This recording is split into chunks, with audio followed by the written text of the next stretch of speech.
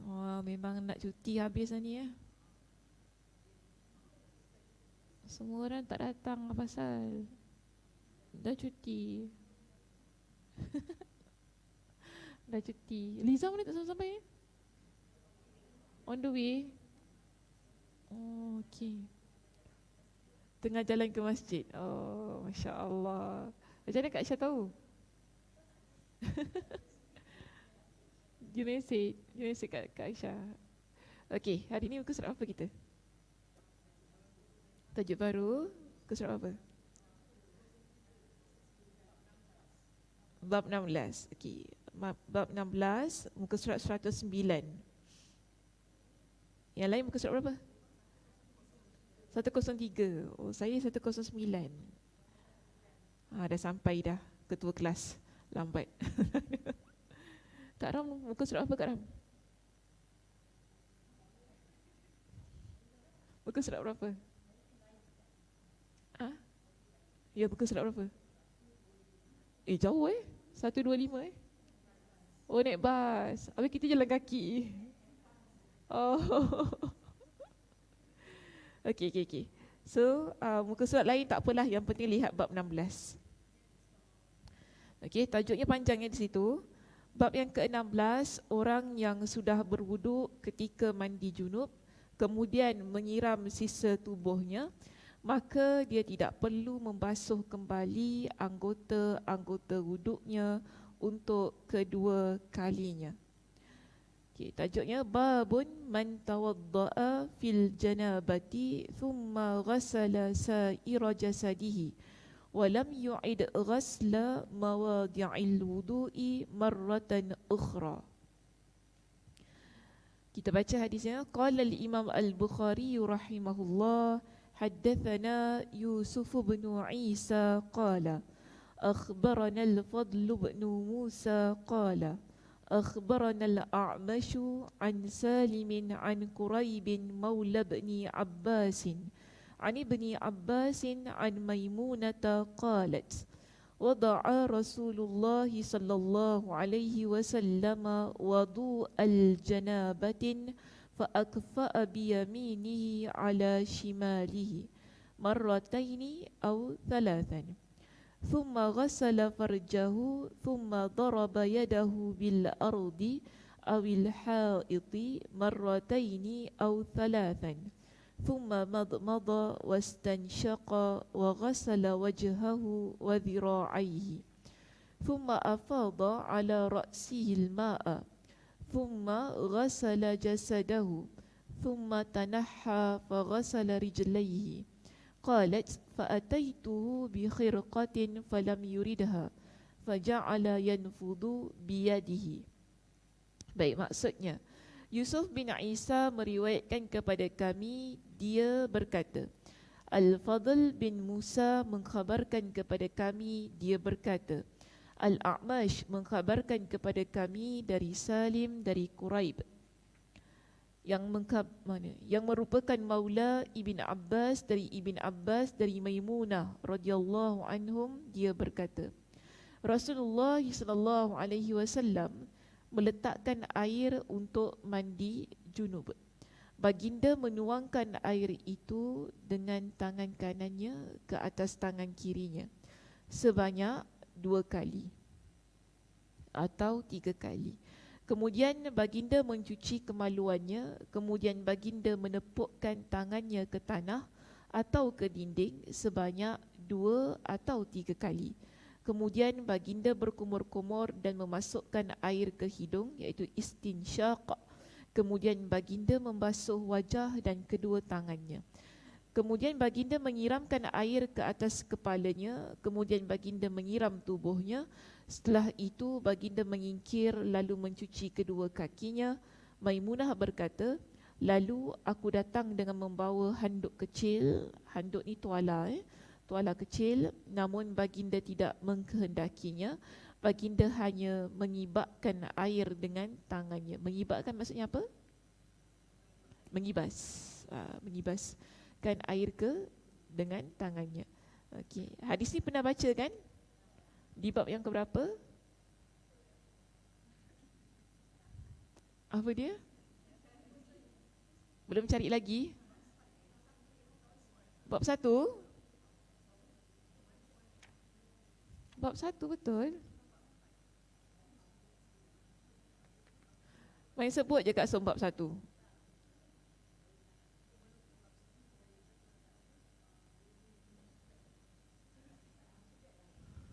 After that,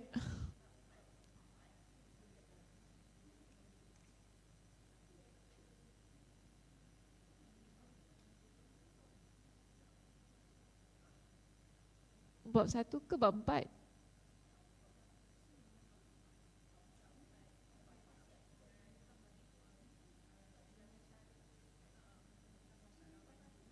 Bab 4 takkanlah bab 4.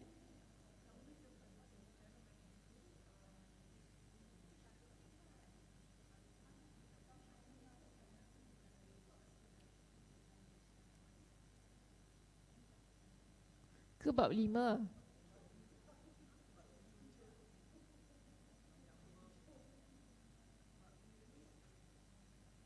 Lagi bab apa lagi? Bab 1 je? Ke bab 7? Ya. Kenapa? Pusing-pusing? Mana? Bab mana? Bab 7? Bukan bab 11?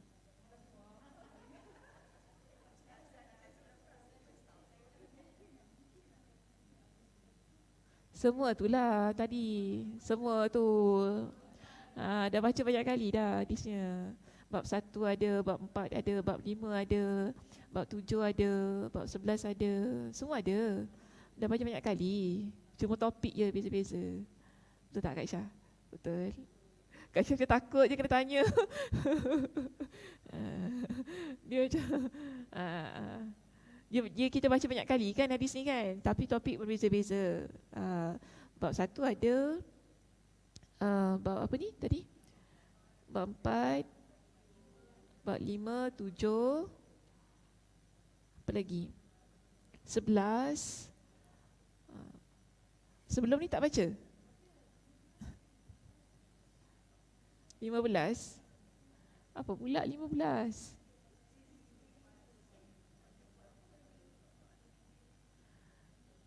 Oh, cari yang ada dinding aja. Yang tak ada dinding tak ada lah. Okey, ni hadis Maimunah Minggu lepas bincang hadis Aisyah. Beza hadisnya. Okey. Jadi kita gabungkan kan kedua-dua hadis. Hadis 15 dengan hadis 16. Maknanya dalam semua riwayat dah. Tentang tata cara mandi junub tu yang ada berapa 11. Okey, ada 11 tu kan. Itu gabungan antara hadis Aisyah dengan hadis Maimunah. Kita gabungkan. Jadi kalau minggu lepas bincang hadis Aisyah kan, dia tak ada step nombor berapa?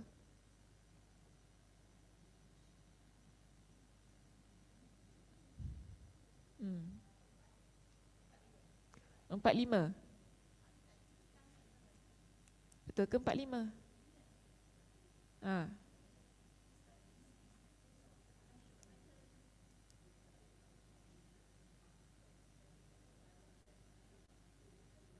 Hadis Aisyah step apa yang tak ada?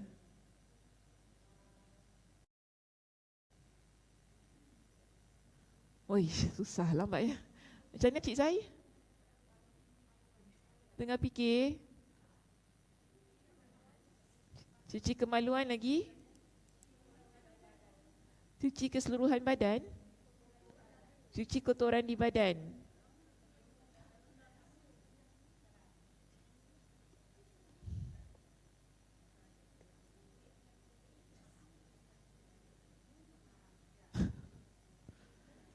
Macam mana ni? Aku pula yang stres.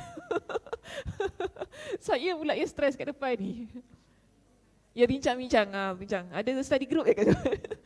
Bincang-bincang. Bagi kepada 4 kumpulan. Macam mana Kak Ram?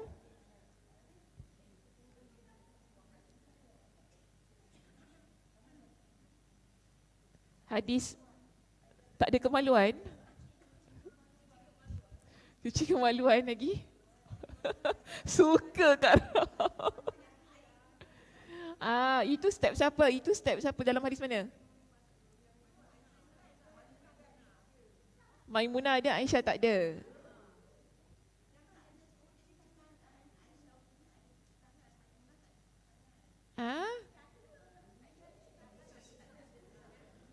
Subhanallah.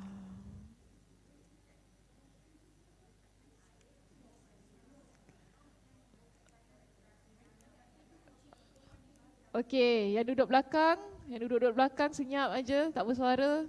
Cik Paina cakap Cik Paina. Cik Paina tak tahu, jangan tanya.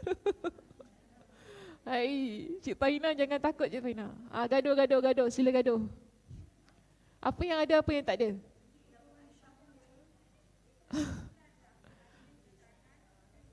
Okey, kita dengar Kak Aisyah cakap. Kak Aisyah cakap apa?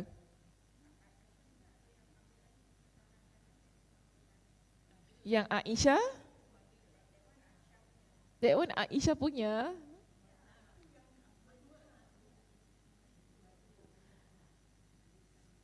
Siapa punya ni? Aisyah ke Maimunah punya?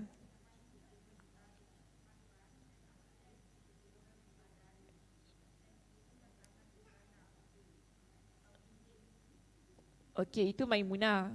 Yang step pertama tu cuci tangan kan? Cuci tangan hadis Maimunah, hadis Aisyah sebut. Betul? Okey. Hadis Maimunah sambung apa? Step apa?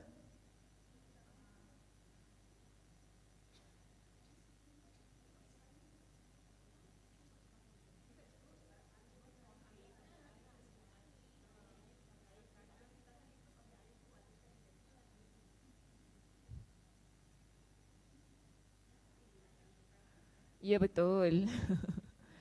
Jadi bila gabungkan tadi, pertama cuci tangan dulu.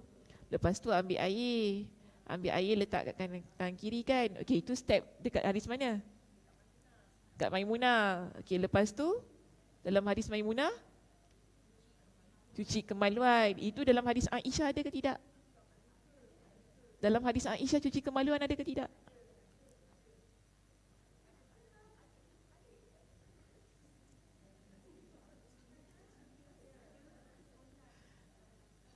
Hadis Aisyah tak ada. Yang mana? Ya, 11 step tu kita gabung antara hadis Aisyah dengan hadis Maimunah. Jadi saya tanya step mana yang ada, step mana yang tak ada. Dalam hadis mana yang ada, dalam hadis mana yang tak ada. Okey, jadi pertama basuh tangan kan? Okey, basuh tangan dalam hadis Aisyah. Bila baca hadis Maimunah, dalam hadis Maimunah menunjukkan bahawa Nabi ambil air menggunakan tangan kanan, letak ke tangan kiri, kemudian basuh kemaluan. Part ni tak ada dalam hadis Aisyah. Okey, bila masuk pada hadis Maimunah baru Maimunah explain tentang hal itu. Tak ada. Okey, tak ada. Okey, kalau tengok hadis yang ke-15, terus bila cuci tangan terus ambil wuduk. Itu hadis Aisyah. Okey, kalau hadis Aisyah lepas cuci tangan terus ambil wuduk. Tapi kalau hadis Maimunah, lepas cuci tangan kita ambil air tangan kanan tu letak di tangan kiri, menggunakan tangan kiri baru cuci kemaluan. Okey, seterusnya di situ kita nampak dikatakan wadu al-janabatin fa aqfa bi yaminihi ala shimali, ada bilangannya marrataini au thalathan, 2 kali atau 3 kali. Kemudian baru cuci kemaluan. Kemudian baru basuh tangan. Okey, thumma daraba yadahu bil ardi aw il haiti marrataini aw thalathan. Baru ambil wuduk. Nampak tak? Okey, baru ambil wuduk. Kalau dalam hadis Aisyah di bab yang ke-15 tak sebut yang tadi semua ke atas tu. Dalam hadis Aisyah basuh tangan terus ambil wuduk. Jadi bila kita gabungkan hadis Aisyah dengan hadis Maimunah, kita akan dapat itu yang jadi 11 step tu. Jadi banyak. Kalau ambil hadis Aisyah jadi sikit je, tak banyak. Okey, sekarang ini dalam hadis Maimunah kita dapati bahawa setelah Nabi SAW basuh kedua tangan tu kan, yang tadi dekat dalam hadis tepuklah dekat tanah kan, tapi kita faham basuh tangan 2 atau 3 kali. Summa madmada wastansyaqa wa ghasala wajhahu wa zira'aihi. Ini semua kita panggil sebagai step berwuduk.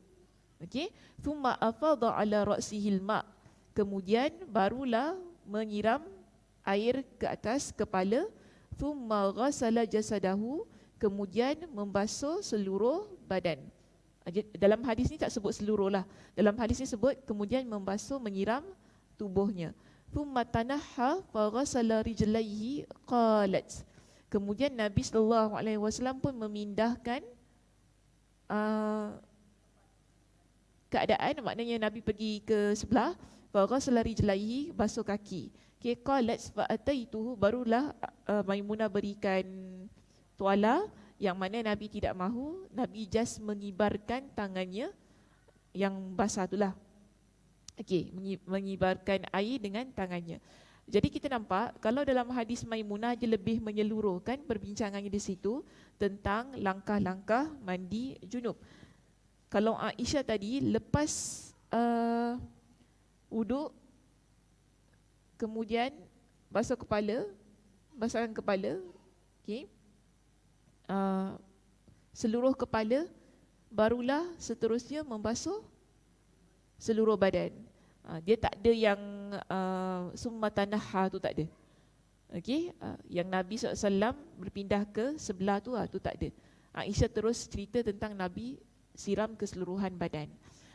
Tapi kalau hadis Maimunah, Nabi pergi ke sebelah, alih ke sebelah, basuh kedua kaki, kemudian ada tentang memberikan tuala kecil, okay, kemudian Nabi just mengibarkan tangannya dengan tangannya tanpa mengelap dengan tuala tersebut. Okey, kita nampak di sini syarah judul bab, perkataan babun man tawaddaa fil janabah, bab orang yang sudah berwuduk ketika mandi junub.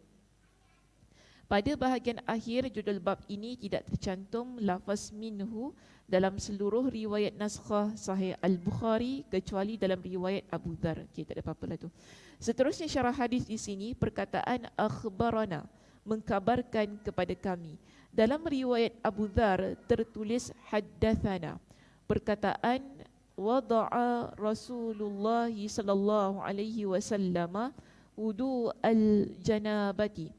Rasulullah SAW meletakkan air untuk mandi junub.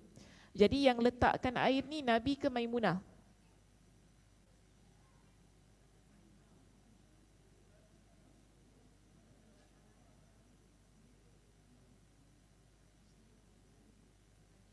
Nabi sendiri. Okay, dalam hadis ni Nabi sendiri. Okay.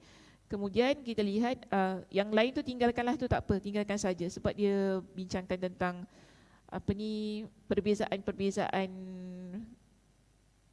lafaz lah di tempat-tempat yang lain. Seterusnya kita ada perkataan fakafa'a. Fakafa'a maksudnya menuangkan. Dalam riwayat lain selain riwayat Abu Dhar tertulis fa'akfa'a, iaitu membalikkan. Jadi kita ada fakafa'a satu, seterusnya kita ada fa'akfa'a. Dia nampak sama kan, tapi beza.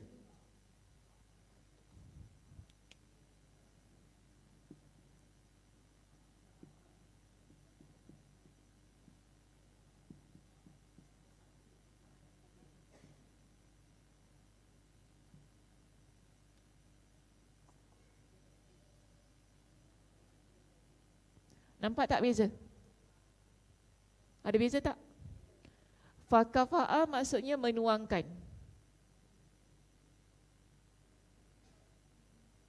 Kalau fa'akfa'a maksudnya membalikkan.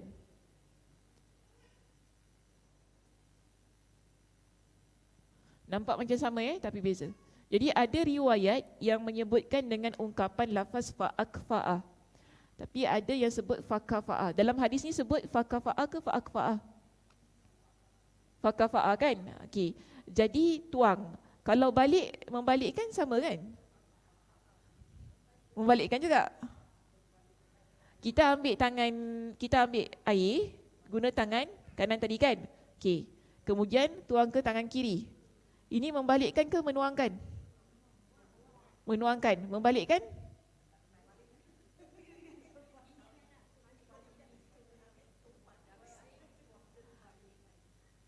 Tak sama macam tuang ke? Okey, tak sama. Kalau balik macam mana? Terbalikkan gini. Terbalikkan tangan ke kanan kiri.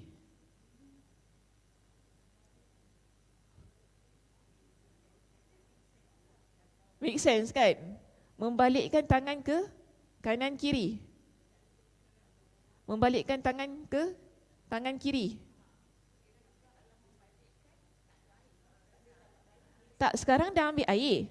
Kita ambil air, kita membalikkan tangan ke tangan kiri. Ya, saya tahu.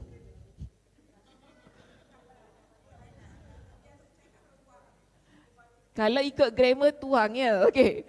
Kalau guna fakafa'a maksudnya tuang. Kalau guna fa'akfa'a maksudnya membalikkan. Tetapi ia tetap sama. Ia tetap sama. Cuma penggunaan bahasa tu saja yang berbeza. Okey, jadi ada di kalangan perawi mereka guna fakafa'a, menuangkan. Ada di kalangan perawi yang menggunakan fa'akfa'a, membalikkan. Kalau membalikkan tu maksudnya membalikkan ke tangan kiri bukan balikkan gini, tak. Kita dah cedok air tu, dengan tangan kanan, kita balikkan, masukkan dekat tangan kiri. Jadi tadi guna tangan kiri untuk basuh kemaluan, keadaannya begitu. Sama juga dengan tuang. Kita ambil, kita tuangkan ke tangan kiri. Jadi ada para perawi yang menggunakan fakafa'a, ada guna fa'akfa'a. Dua-dua boleh, tak ada masalah. Cuma maksud saja berbeza. Dia tak jadi isu sangatlah, saya saja tu tadi. Okey. Menuangkan, membalikkan. Ya. Fa'akfa'a. Oh, fa'akfa'a. Okey. Dua-dua boleh lah, tak ada masalah. Asal dekat perkataan letak fa'akfa'a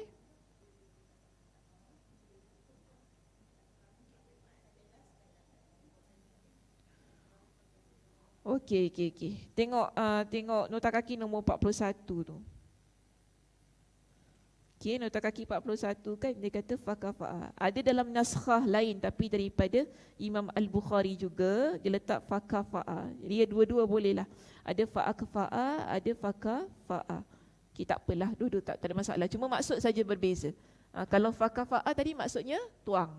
Kalau fa'akfa'a maksudnya balikkan. Okey, itu je lah. Seterusnya kita ada perkataan ala yasarihi, ke atas tangan kirinya. Maknanya menuangkan ataupun membalikkan air itu tadi ke atas tangan kiri Nabi sallallahu alaihi wasallam. Demikian yang tertulis dalam majoriti riwayat. Sedangkan dalam riwayat Al-Mustamli dan Karimah tertulis ala shimalihi. Okey, jadi maknanya samalah. Yasar, shimal. Okey, dua-dua maksud kiri. Seterusnya kita ada perkataan daraba yadahu bil ardi, menepukkan tangannya ke tanah.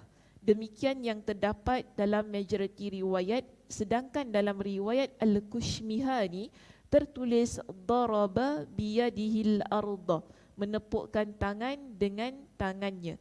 Hari itu kita bincang hadis ni dekat mana? Bab berapa yang secara khusus?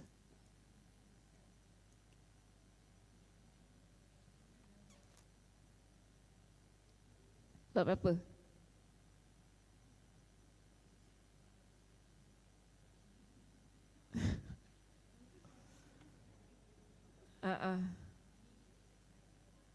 Kena cari balik.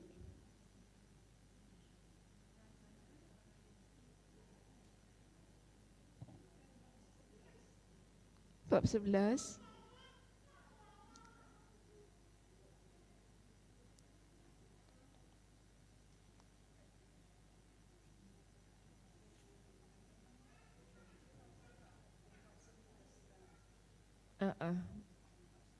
Bab 11 ke?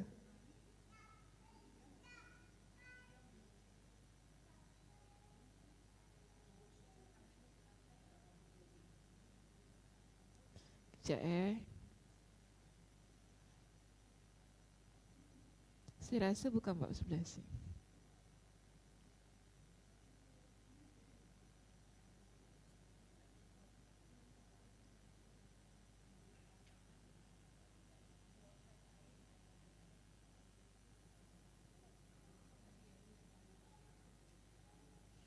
Bab 11 boleh lah. Tapi bab 8 berapa? Bab 7.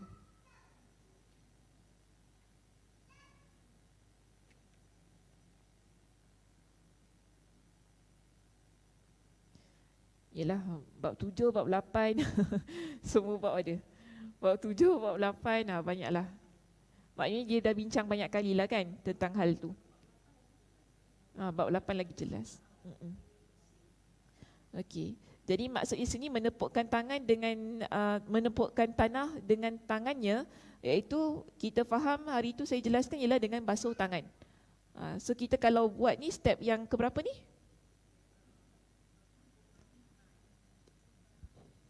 Step yang ke-6 ke-7?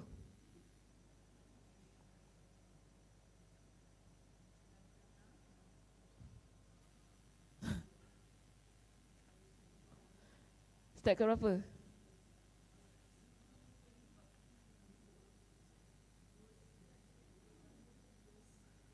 Dua C.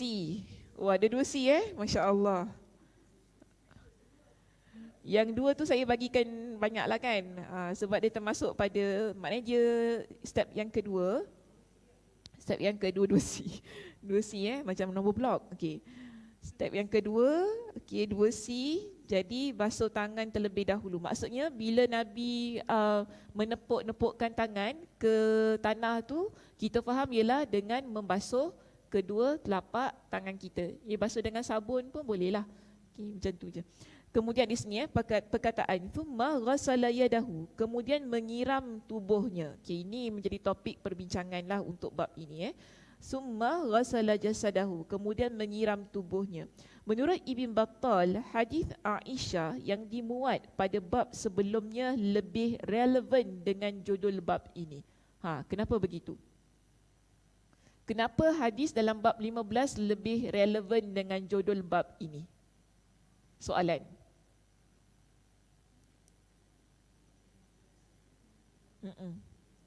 Menurut Ibn Battal, hadis Aisyah yang dimuat pada bab sebelumnya, iaitu pada bab yang ke-15, lebih relevan dengan judul bab ini.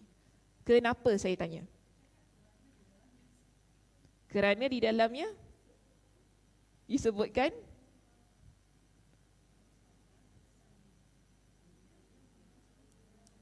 okey, kerana di dalamnya disebutkan thumma ghasala sa'ira jasadihi. Dalam hadis ni sebut apa?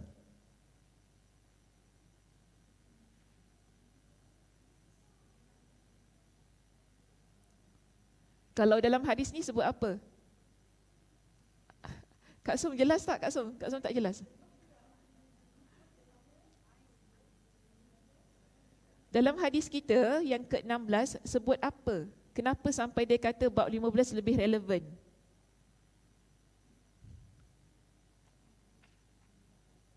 Macam mana Kak Ram? Summa ghasala jasadahu dalam bab ni. Okey. Jadi kenapa bab 15 lebih relevan kalau nak banding dengan bab 16? Itu soalannya.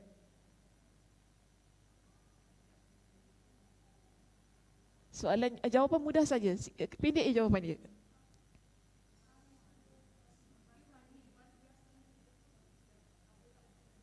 Mandi biasa cover up. Tak, panjang sangat jawapannya. Jawapan pendek saja. Mandi? Nak mandi untuk wuduk?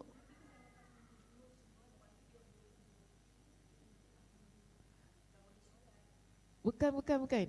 Faham soalan tak? Soalan saya, okey.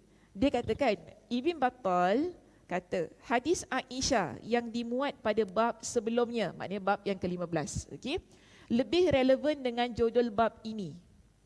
Kenapa? Kenapa hadis Aisyah di bab yang ke-15 lebih relevan dengan bab ini? Tadi Cik Zai kata, kerana dia jawab, kerana di dalamnya disebutkan thumma ghasala sa'ira jasadihi. Jadi tadi Kak Ram kata dalam hadis ini sebut thumma ghasala jasadahu. Sama? Kenapa bab 15 lebih relevan? Bab 16 tak relevan dengan judul bab.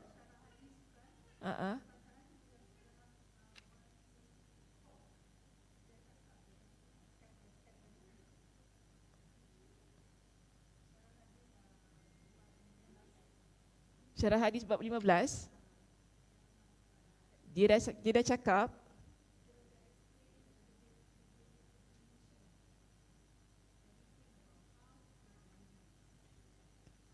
tak menjawab soalan.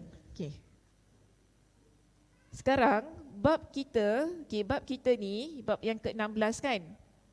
Topik dia apa?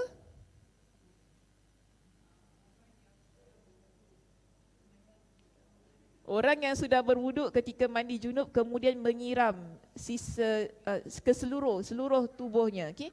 Thumma ghasala sa'ira jasadihi kan. Ada perkataan itu kan? Okey.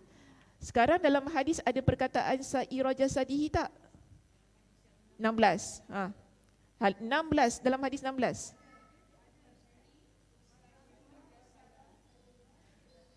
Okey.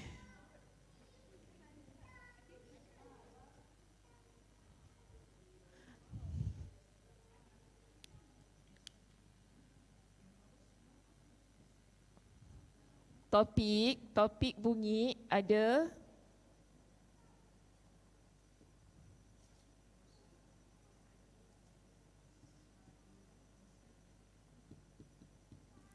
okey. Dekat topik bab 16 ada letak ghasala sa'ira jasadihi kan? Okey, dalam hadis 16 ada tak?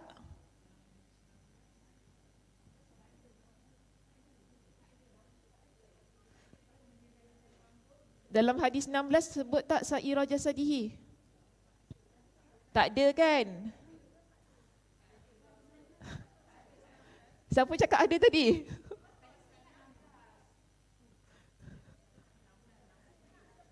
Saya tanya 16 lah ni.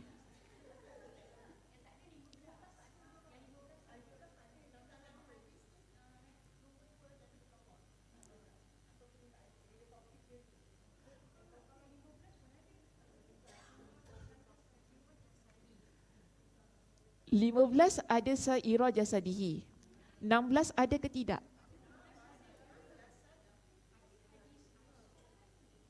Ya, okey. 16 tu ada tak lafaz sa'ira jasadihi?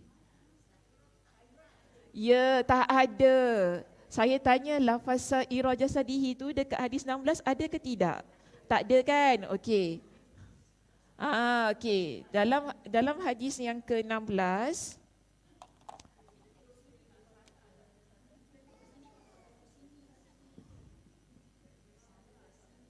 salah kan? Okey. Dia mati-mati kata saya salah tadi. Okey. Ghasalah jasadahu. Ya, betul. Sebab tu saya tanya banyak kali tadi. Okey. Sekarang dalam topik ada ghasalah sa'ira jasadihi. Dalam hadis tak ada. Sebab tu Ibn Battal kata hadis yang ke-15 lebih relevan, lebih sesuai untuk topik ini. Sebab apa? Okey. Bab hadis yang ke-16 ada sebut apa? Sa'ira jasadihi. Itu maksud dia. Okay. Jadi dia kata hadis 15 ni lebih sesuai sebenarnya. Sebab kalau hadis 16 ni tak sebut sa'ir. Dalam hadis 15 sebut sa'ira. Sebab tu Ibn Battal kata apa? Hadis yang sebelumnya lebih relevan, maknanya lebih sesuai untuk topik ini. Kalau nak dibandingkan dengan hadis yang ke-16. Okay, itu maksud dia. Kerana dia kata dalam hadis yang ke-15 itu menyebutkan thumma ghasala sa'ira jasadihi. Dalam hadis kita yang ke-16 ni tak sebut. Dalam hadis yang ke-16 cuma sebut thumma ghasala jasadahu. Nabi terus basuh Kenapa ketawa? Tak pandai bahasa?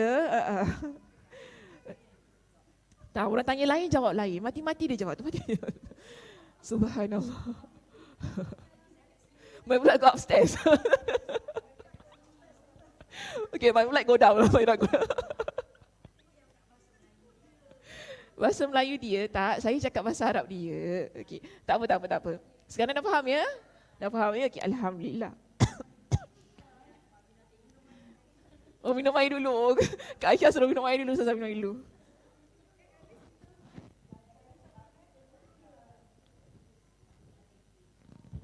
Sebab tu saya tanya, kalau tak dia tak fikir. Dia nanti macam sama, semua sama ya. Kalau semua sama buat apa discuss kan? Kalau semua hadis sama, buat apa kita nak discuss lagi? Tak payah discuss lah. Sebab tu dia jadi topik perbincangannya di sini. Okey. Baik, terus. Kemudian beliau menyiram seluruh tubuhnya. Adapun hadis yang dimuat dalam bab ini tercantum dengan lafaz thumma ghassala jasadahu. Dia dah jawab dah kat situ sebenarnya. Okey, summa ghassala jasadahu. Kemudian beliau menyiram tubuhnya tanpa sair, maknanya tanpa seluruh tubuh. Okey, tanpa lafaz seluruh tubuh. Jadi dia kata sehingga seluruh anggota wuduk termasuk dalam makna yang masih bersifat umum dari hadis ini. Dan ini tentunya tidak relevan dengan perkataan beliau pada judul bab, maka dia tidak perlu membasuh kembali anggota-anggota wuduknya. Okey, bila kita kata basuh seluruh tubuh, itu kita faham sebagai termasuk seluruh anggota wuduk kita. Okey, sebab kita kata seluruh tubuh. Tetapi dalam topik kita sekarang ni kan, kalau lihat pada bab 16 tu, ada satu statement yang Imam Al-Bukhari kata apa? Walam yu'id ghasla mawadi'il wudu'i marratan ukhra. Maka dia tidak perlu membasuh kembali anggota-anggota wuduknya untuk kedua kali. Jadi kalau kita basuh seluruh tubuh, bermakna dia termasuk kepada anggota wuduk, kita dah basuh 2 kali kan? Sebab tu sini dia kata tadi, kalaulah kita faham membasuh seluruh anggota tubuh itu termasuk anggota wuduk, didapati bahawa topik ini macam tak kena. Sebab topik ni nak kata tak basuh anggota wuduk untuk kedua kali. Tapi kalau dah basuh seluruh tu maksudnya dah masuk 2 kali kan? Okey, so dia bincang macam ni. Ibnul Munayir dia kata, dia bagi jawapan macam ini. Berdasarkan indikasi yang ditunjukkan oleh keadaan dan kebiasaan yang berlaku dari redaksi perkataan tersebut, maka ia termasuk anggota-anggota wuduk saja. Sebab dibasuhnya terlebih dahulu anggota-anggota wuduk, lalu dikaitkan dengan dibasuhnya jasad setelah itu, maka menurut kebiasaannya dapat memberikan kesan bahawa yang dibasuh adalah seluruh tubuh. Bermakna Ibn Al-Munayir kata apa? Kalaulah maksud summa ghassala jasadahu tu kan, maksudnya basuh seluruh tubuh. Jadi macam ni kita faham macam ni.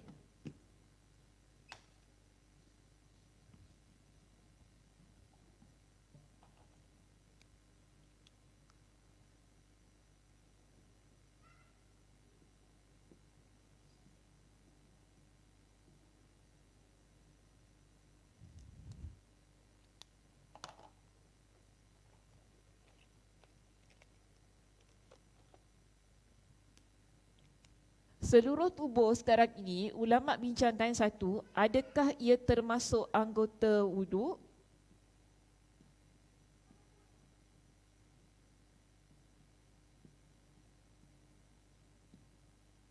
Atau yang kedua, hanya anggota ataupun hanya bahagian yang belum kita basuh saja?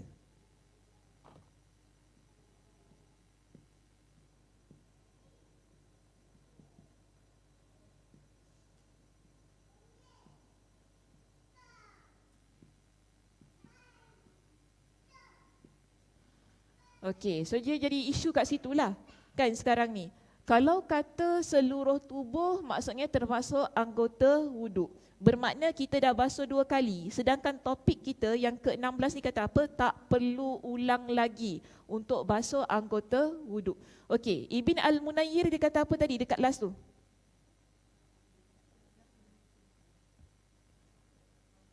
Last kali dia kata apa tadi? Dia kata kebiasaan dapat memberikan kesan bahawa yang dibasuh adalah seluruh tubuh. Seluruh tubuh. Bermakna Ibn Al-Munayyir dia ambil pendapat yang pertama. Okey? Dia kata kalau dalam hadis kata seluruh tubuh, maknanya basuh seluruh tubuh lah. Termasuk lagi dengan anggota wuduk itu tadi. Okey, kita lihat pendapat yang lain iaitu pendapat Ibn At-Tin.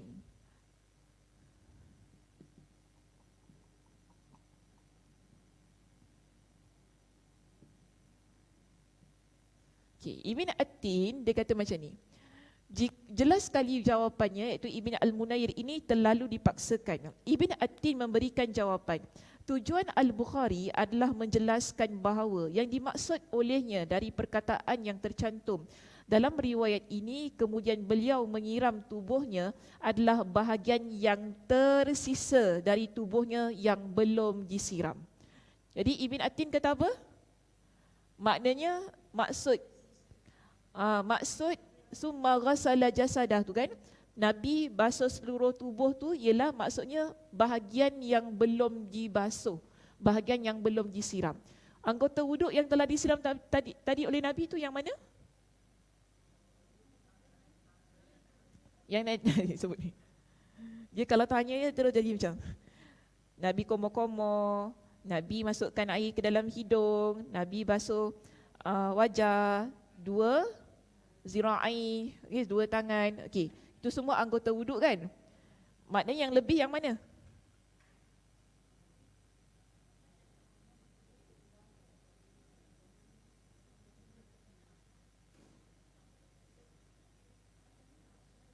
Seluruhnya lah.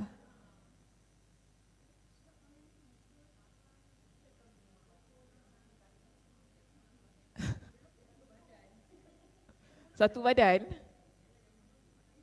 Yang belum tu satu badan.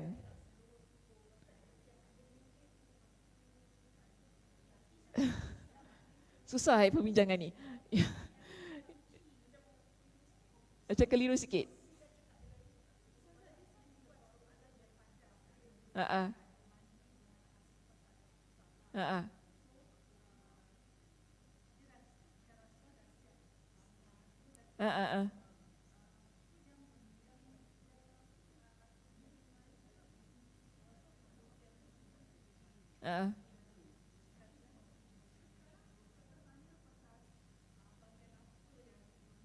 Bahagian yang mana belum dibasuh? Kaki saja. Muka dah, tangan dah. Kalau wuduk tangannya sampai mana? Habis sini tak kena kan? Habis macam mana?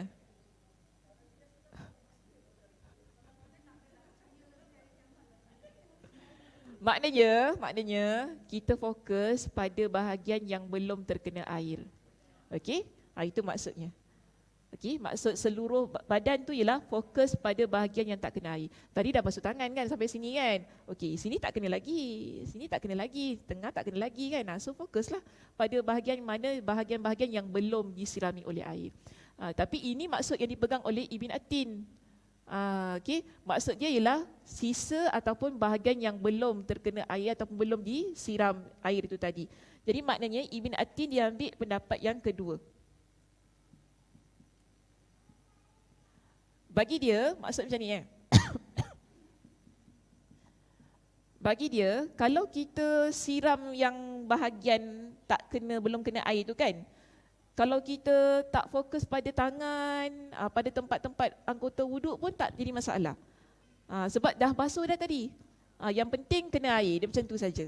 Itu maksudnya. Okay? Ibn At-Tin sebut begitu. Maka dia kata dalilnya adalah riwayat yang lain. Jadi dia kata jawapan ini perlu ditinjau kembali.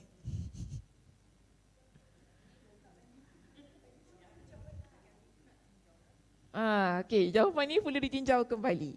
Kerana kisah ini bukan kisah yang disebutkan dalam riwayat lain. seperti yang kisah seperti yang telah kami sebutkan pada awal kitab mandi. Okey, Al-Karmani berkata, lafaz jasadahu meliputi seluruh anggota tubuh sehingga pengertian yang terdapat dalam hadis yang lalu diarahkan kepada makna ini. Atau maksud seluruh tubuh di sini adalah yang tersisa dari tubuhnya selain kepala dan bukan anggota-anggota wuduk. Jadi ini pendapat Al-Karmani. Dia kata maksudnya ialah seluruh tubuh ini ialah anggota tubuh yang belum lagi dibasuh, kemudian yang bukan daripada anggota wuduk tu tadilah. So itulah yang menjadi fokus pada thumma ghasala jasadahu pada lafaz hadis itu. Jadi dia kata perlu saya jelaskan, saya ni maksudnya siapa? Penulis siapa? Imam Ibn Hajar Al-Asqalani. Okay, Imam Ibn Hajar Al-Asqalani dijelaskan, dia kata sebagai konsekuensi pernyataan Al-Karmani ini, hadis di atas menjadi tidak relevan dengan judulnya. Dalam hal ini yang nampak bagi saya bahawa perkataan kemudian beliau menyiram tubuhnya oleh Al-Bukhari diertikan sebagai ungkapan majazi, iaitu yang tersisa dari tubuhnya selain yang disebutkan terdahulu. Dalilnya adalah perkataannya sesudah itu, iaitu beliau mencuci kedua kakinya. Sebab jikalau pengertian perkataan menyiram tubuhnya tersebut diertikan sesuai makna yang masih bersifat umum. Sesuai makna yang masih bersifat umum maksudnya seluruh badan. Okey, maka tentu tidak perlu disebutkan lagi mencuci kedua kakinya. Kerana hal ini mencuci kedua kaki sudah termasuk dalam makna perkataan menyiram tubuhnya yang masih bersifat umum itu tadi. Ini yang lebih sesuai dengan kebiasaan Al-Bukhari, seperti diketahui bahawa beliau rahimahullah biasa lebih memperhatikan perkara-perkara yang samar daripada perkara yang sudah jelas maksudnya. Okey, saya tak nak baca yang seterusnya lah, nanti pening. Maksudnya macam ini. Okey, maksudnya macam ni. Bila kita kata setelah itu Nabi basuh seluruh tubuh tu kan, bermakna ialah mana-mana anggota yang bukan anggota wuduk. Okey, itu maksudnya. Tapi kita kalau fikir sekali lalu, kalau kita siram seluruh badan, mesti dia akan kena pada anggota wuduk kita kan. So jadi tak ada masalah benda tu. Itu tak bermaksud kita cuci untuk kali yang kedua.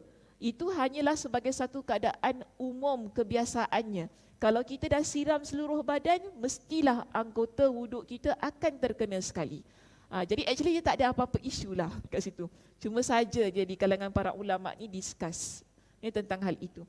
Okey, baik. Jadi yang bawah tu tak payah baca, jangan baca. Nanti kalau baca nanti dia macam posang. Apa benda kau berbual ni lagi? Putar balik. Orang kata tang tu, pimai-pimai tang tu tak habis-habis. Macam tu kan. Okey, seterusnya perkataan. Yanfudul ma'a biyadihi. Okey, yanfudul ma'a biyadihi. Beliau hanya menyibakkan air dengan tangannya. Tadi saya tanya macam mana? Kibas. Okey, kibas kan. Lafaz al-ma' tidak tercantum pada riwayat lain selain riwayat Abu Dhar. Sedangkan dalam riwayat Al-Asili tertulis faja'ala yanfudu biyadihi. Maka beliau mengibaskan dengan tangannya. Okey, perbahasan mengenai matan ini disebutkan pada awal kitab mandi. Wallahul musta'an dah. Itu je. Okey? Itu sahaja untuk bab yang ke-16. Nak masuk tak bab 17?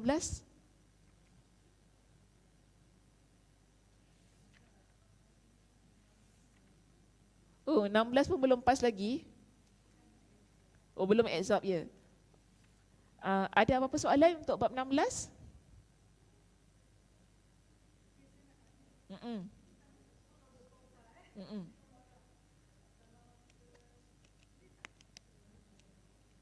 Kita apa? Mandi dalam kolam.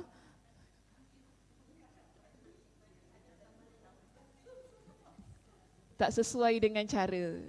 Tak sesuai dengan cara. Itu macam mandi biasa. Okey? Niat je dan niat. Okay, aku nak mandi adas terus tujuan dah subuh kena.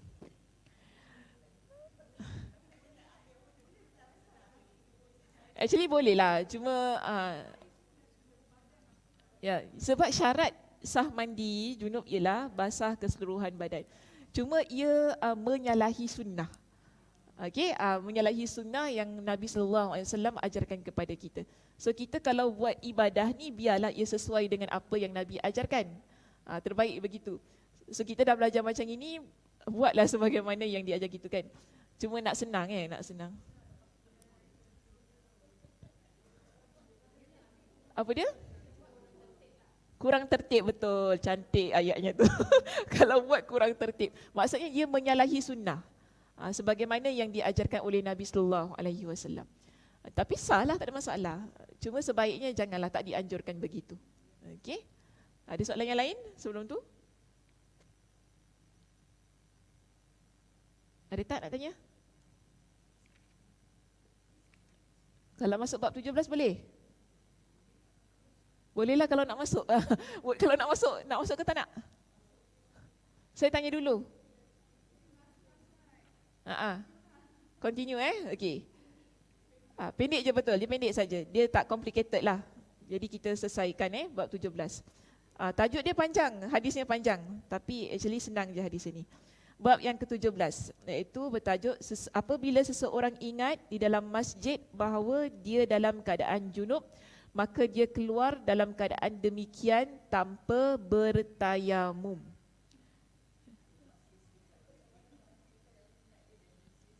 Macam mana?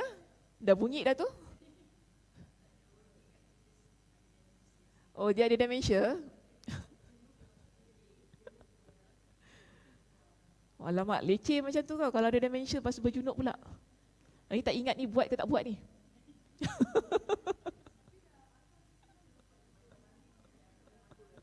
Dia tak ingat lah.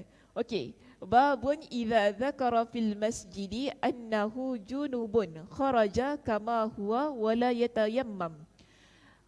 Qala al-Imam al-Bukhari rahimahullah, haddatsana Abdullah bin Muhammadin qala haddatsana Utsman bin Umar qala akhbarana Yunus an az-Zuhri an Abi Salamah an Abi Hurairah qala uqimatis salatu wa uddilatis sufufu qiyaman fa kharaja ilaina Rasulullah sallallahu alaihi wasallam falamma qama fi musallahu dzakara annahu junubun faqala lana makanakum thumma raja'a faghtasala thumma kharaja ilaina wa ra'suhu yaqturu fakabbara fasallaina ma'ahu tabahu Abdul A'la an Ma'marin an Zuhri wa rawahu al-Auza'i an Zuhri.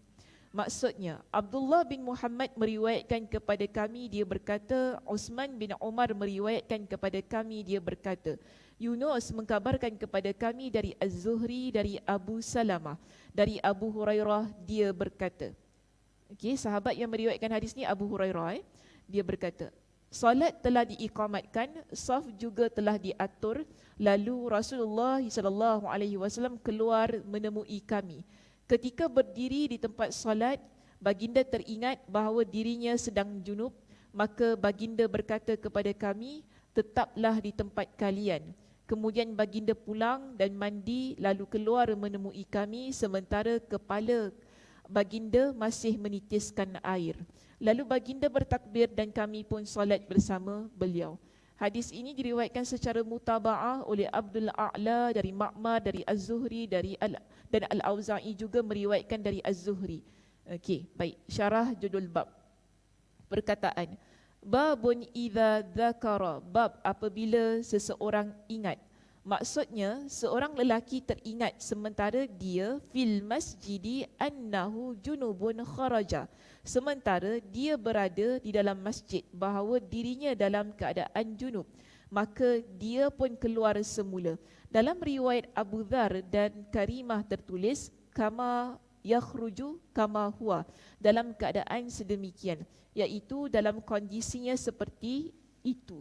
Jadi maknanya dia ni dalam keadaan junub, kemudian dia pergi masjid. Bila dia pergi masjid, dia teringat yang dia belum lagi mandi hadas. Jadi apa yang perlu dia buat, dia keluar daripada masjid itu semula, sebagaimana kama huwa, sebagaimana dalam keadaan yang sedemikian. Baik, perkataan wala yatayammamu, tanpa bertayammum. Ini sebagai isyarat untuk membantah pendapat yang mewajibkan tayammum dalam kes seperti itu. Jadi ada pendapat kalau kita masuk masjid, kemudian kita teringat kita dalam keadaan junub, belum lagi mandi, ada pendapat yang kata kita kena bertayammum, baru kita boleh keluar daripada masjid. Ada pendapat yang demikian. Jadi hadis ini menolak pendapat tersebut, sebab itu Imam Al-Bukhari muatkan dalam bab ini untuk membantah pendapat itu, dan dia sengaja letakkan topik dalam keadaan demikian tanpa bertayamum, untuk membantah pendapat yang kata kena tayamum sebelum keluar masjid. Jadi pendapat ini dinukil dari Ats-Tsauri dan Ishaq. Demikian pula pendapat sebahagian ulama mazhab Maliki tentang orang yang tidur di dalam masjid lalu mimpi basah, maka dia harus bertayamum sebelum keluar masjid. Maknanya ada pendapat tentang tayamum tu. Sebab tu Imam Al-Bukhari dia sebutkan hadis ini untuk membantah pendapat itu. Okey, baik. Dan tercantum juga lafaz zakara yang semakna dengan kata tazakkara, berasal dari kata az-zukru, artinya ingat sekali. Kata ini dibaca dengan memdammahkan zal, walaupun yang terlintas dalam benak adalah kata az-zikru dengan mengkasrahkannya. Okey, itu tak ada apa-apalah. Seterusnya, perkataan kharaja kama huwa, keluar dalam keadaan demikian, iaitu seperti yang dikatakan oleh Al-Karmani bahawa kaf di sini adalah kaf muqarana, menunjukkan perbandingan sesuatu, bukan kaf tashbih yang menunjukkan penyerupaan.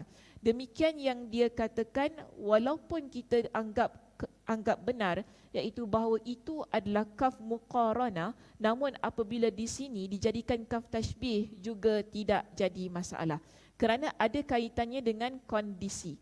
Okey, kaf muqarana maksudnya kaf yang menunjukkan keadaan diri seseorang. Okey, menunjukkan keadaan diri seseorang. Kalau kita kata kaf tashbih ni maksudnya perumpamaan. Contoh, muka dia seperti Ustazah Sakinah. Ini kita panggil sebagai kaf tashbih. Kita samakan. Kalau kaf muqaranah, dia menunjukkan keadaan diri seseorang. Sekarang ini keadaan dia dalam keadaan junub. Jadi sebab itu ada di kalangan ulama kata kaf ini tak dimaksudkan dengan kaf tashbih, tetapi kaf muqaranah yang membalikkan pada keadaan diri orang tersebut. Bukan seperti. Dia tak guna kaf tashbih. Tetapi Imam Ibn Hajar kata apa? Tak kisah. Sama ada ia kaf muqaranah ataupun kaf tashbih, dua-duanya okey saja. Tak jadi masalah. Okey. Jadi dia kata ini terkait dengan seseorang yang berhadas dan belum melakukan sesuatu yang menghilangkan hadasnya, baik dengan cara mandi maupun bertayamum yang menggantikan kedudukan mandi itu tadi. Okey, baik, syarah hadis. Perkataan haddatsana Abdullah bin Muhammad. Abdullah bin Muhammad meriwayatkan kepada kami. Siapa dia? Dia kata di sini dia adalah Abdullah bin Muhammad Al-Ju'fi. Yunus dalam hadis di sini adalah Yunus bin Yazid. Jadi kita ada perkataan wa'uddilat. Wa'uddilat maksudnya telah diatur. Artinya suwiyat, diluruskan. Biasanya Nabi SAW tidak akan bertakbir hingga saf benar-benar lurus. Jadi kan bila Nabi masuk masjid tu dalam keadaan sudah bersiap sedia untuk solat tau. Sebab apa? Bila Nabi tengok saf tu, Nabi dah luruskan saf. Jadi bila nak sebelum angkat takbir tu baru ingat, belum mandi junub. Baru ingat dalam keadaan sedemikian. Jadi di sini sebab tu dia kata perkataan falamma qama fi musallahu dzakara, ketika berdiri di tempat solat baru dia teringat. Maknanya Nabi dah hadap kiblat, nak dekat angkat takbir, baru Nabi ingat dalam keadaan junub. Tapi dah menghadap dah kepada jemaah tu, dah luruskan saf tu. Kemudian menghadap ke arah kiblat, nak angkat takbir, So ini adalah situasi yang pernah berlaku kepada Nabi SAW. Kalau pada Nabi pernah berlaku, kita apatah lagi kan? Kita apatah lagi. Ini Nabi SAW. Ini nak tunjukkan bahawa Nabi adalah manusia biasa. Manusia biasa sebagai satu keadaan hikmahnya kita kata macam inilah. Bila Nabi ada buat begini, ini menunjukkan bahawa kita nampak kan ada kesilapan dan kita dapat contoh bagaimana nak buat bila berlaku keadaan-keadaan yang sedemikian. Jadi hikmahnya kenapa Allah sengaja berikan Nabi itu terlupa. Kalau tak, kita tak ada contoh kan? Kita ada contoh daripada Nabi. So di sini kita nampak bila Nabi dalam keadaan sedemikian, dia kata ketika berdiri di tempat solat, Nabi baru teringat. Makna lafaz zakara adalah tazakkara, teringat. Bukan dengan makna mengucapkan. Hal itu sebagaimana erti zakara yang sebenarnya, iaitu menyebutkan atau melafazkan. Sebab macam ni kita ada dua perkataan tau.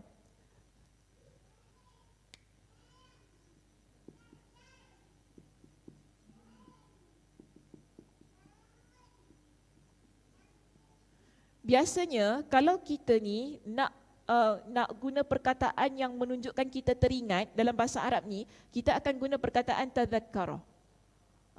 Sebab apa? Zakara ni secara umumnya maksudnya ialah menyebutkan.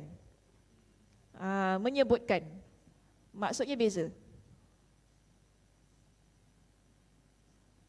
Jadi kalau dalam hadis ini dia guna perkataan zakara kan tadi kan, kita tak kata Nabi sebut, tapi yang dimaksudkan ialah Nabi tadzakkara, Nabi teringat yang dia dalam keadaan junub. Okey, so sebab tu dia kata maksudnya bukan zakara iaitu yang menyebutkan, tetapi maksudnya ialah tadzakkara, Nabi ingat iaitu teringat. Perawi mengetahui hal itu melalui indikasi-indikasi yang ditunjukkan oleh kondisinya atau melalui informasi yang disampaikan beliau kepadanya sesudah itu.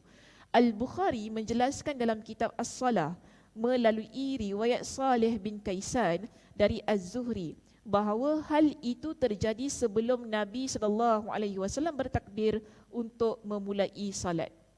Kalau dah salat macam mana? Batal lah.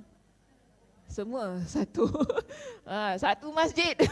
Satu masjid kena ulang balik. Kan? Satu masjid kena ulang balik. Memang kena ulang balik.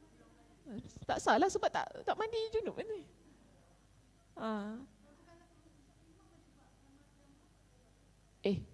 Kita ikut imam. Kita ikut imam. Yes, kita ikut imam. Sebab tu kalau imam terlupa dia sujud sahwi, kita ikut kan? Macam itulah keadaannya. Keadaannya macam tu. Kita kena ikut imam. Jadi tak boleh lah. Engkau lah yang batal, aku tak batal. Suka hati. Yang lupa dia apa, bukan saya apa. Cakap macam itu. Yang lupa dia apa, Ustaz, saya tak lupa. Dia masalah lah, sebab saya nak kena ulang. Tak boleh macam tu. Sebab kita ikut dia tadi kan. Sebab tu kalau imam sujud sahwi, kita sujud sahwi. Keadaannya sedemikian. Okay. So, dia kena buat baliklah sendiri. Dia kena buat baliklah sendiri. Macam tu kan. Okey, terus saya di sini. Perkataan faqala lana makanakum. Jadi lepas Nabi teringat yang Nabi dalam keadaan junub tu, Nabi pusing balik, Nabi tengok kepada seluruh jemaah, Nabi kata kepada mereka, beliau berkata kepada kami, tetaplah di tempat kalian. Maknanya jangan pergi mana-mana, tunggu aku. Tunggu kat sini kan. Okey, lafaz makanakum dibaca secara mansub. Mansub maksudnya baris atas. Artinya ilzamu makanakum. Tetaplah di tempat kalian. Di sini ada pengungkapan dengan perkataan, namun maksudnya adalah perbuatan. Kerana dalam riwayat Al-Ismaili tercantum fa asyara biyadihi an makanakum. Beliau memberi isyarat dengan tangannya yang bererti tetaplah di tempat kalian. Maksudnya kalau bagi isyarat macam ni. Okey, macam ini. Jadi ada juga kemungkinan beliau menggabungkan antara ucapan dan isyarat. Jadi sebab ada satu hadis yang kata Nabi bagi isyarat. Jadi kalau Nabi bagi isyarat maknanya Nabi tak sebutkan. Tapi dalam hadis ni Nabi sebutkan, Nabi cakapkan, okey, ala makanakum kan? Ala makanikum kan? Okey. Sekarang ini bila ada dua hadis itu, maka Imam Ibn Hajar Al-Asqalani kata apa? Boleh jadi ada kedua-duanya sekali. Nabi cakap, kemudian Nabi berikan dengan isyarat. Okey, maka nakum. Faqala lana makanakum. Sambil tangannya menunjukkan dengan isyarat begitu. Seterusnya, warak suhu yaqturu. Sementara kepala baginda masih menitiskan air. Maksudnya menitiskan air mandi. Sedangkan perkataan fakabbara lalu baginda bertakbir, maka secara zahirnya cukup dengan iqamat yang terdahulu. Jadi bila Nabi lepas mandi tu kan, Nabi balik ke dalam dewan solat itu, Nabi terus mengimamkan solat, Nabi angkat takbir. Tak perlu lagi iqamat untuk kali yang kedua, cukup dengan iqamat tadi yang pertama. Dan dia kata dari situ dapat diambil kesimpulan bahawa bolehnya memberi tenggang waktu yang cukup lama antara iqamat dan dimulainya solat. Sebab tadi kalau nak tunggu Nabi mandi tu kan agaknya lama ke sekejap? 10 minit lah. Tak, Nabi mandi sekejap je. Kita yang mandi lama. Kita mandi berjam. Nabi sekejap saja. Lagipun rumah Nabi dekat kan. Kita nak balik Hogang. Macam gitu. Kejap ya, balik dulu. Mandi kat masjid. Oh sekarang masjid pun ada shower kan. Okay. Mandi kat masjid boleh juga. Tapi boleh kalau keadaan itu berlaku, maknanya imam, dia boleh mandi dulu. Dan ada masa kan iqamat nak solat tu panjang kan. Maksudnya nampak tadi kan. Maknanya di situ dibolehkan. Menerusi kepada hadis ni. Tapi bagi saya terbaik ialah suruh orang lain gantikan lah. Macam itu. Bagi saya kan. Suruh orang lain untuk ambil tempat tu gantikan. Sebab kita kan masa kan. Orang sekarang ni tak ada tunggu-tunggu, lambat tunggu dia mandi. Ya Allah ya Tuhanku. Komplain pula tiba-tiba feedback dekat email masjid. Allahu Akbar. Imam belum mandi junub, suruh kita tunggu. Mandi setengah jam, lama pula tu. Suruhlah orang lain ganti. Apa? Dah lah jadi masalah kan. Viral masjid tu masuk dekat TikTok. Macam-macam. Yelah maksudnya tak sesuai kalau konteks kita hari ni nak buat macam tak sesuai. Maknanya lebih baik minta orang lain untuk gantikan. Ini mungkin kemungkinan tak ada orang lain nak ganti pada waktu tu kan. Barulah kita boleh apply method yang macam gini. Takkan tak ada orang lain ganti Tak, kalau konteks hari ni macam mana? Masjid satu imam je, yang lain semua baca apa? Alik betul. Ain jadi apa? Dia pakai toncet kan? Kalau keadaan macam gitu memang kena tunggulah. Sebab tak ada orang yang mahir baca Al-Quran. Sebab yang nak jadi imam ni dia mesti orang yang mahir baca Quran, dia tak boleh sembarang-sembarang. Mahir baca Quran yang bagus kan daripada sudut pembacaannya. Tapi kalau dah semua kat belakang memang tak reti baca Quran, memang tunggulah. Aku mandi setengah jam kau tunggu aku. Apa? Solat sendiri-sendirilah. Senang kan? Tak payahlah kita solat sendiri-sendiri, senang. Okey, seterusnya dekat sini. Jadi dia kata pembahasan selengkapnya hadis ini akan disebutkan dalam kitab As-Salah. Maknanya nanti kan dalam kitab As-Salah kita akan sebutkanlah dengan lebih detail lagi. Beberapa bab sebelumnya, bab solat berjemaah, sesudah bab azan insya-Allah. Okey, jadi yang bawah dua tu tak apalah, tak perlu baca. Ini nak tunjukkan bahawa ada hadis dalam riwayat yang lain yang sama yang menyokong hadis kita dalam bab yang ke-16 yang dia kata antaranya ialah riwayat hadis Abdul A'la yang mana memiliki riwayat yang sama dengan hadis yang ke-17. Maaf tadi saya sebut 16. Hadis yang ke-17 kita di sini. Okey, itu saja. Ada apa-apa soalan?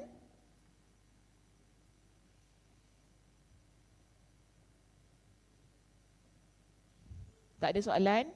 Okey. Baik, itu saja. Saya tutup dengan tasbih kafarah. Subhanakallahumma wa bihamdika asyhadu an la ilaha illa anta astaghfiruka wa atubu ilaik. Assalamualaikum warahmatullahi wabarakatuh. Okey, kuliah kita terakhir ya hari ini. Jadi minggu depan jangan datang kuliah. Tiba-tiba datang tunggu je. Tiba-tiba saya dapat mesej, lama tunggu ustazah tak datang-datang. Kuliah dah tutup ya, tahun depan buka. Bila tahun depan buka? 8 Januari. Ingat aja Kak Dewi.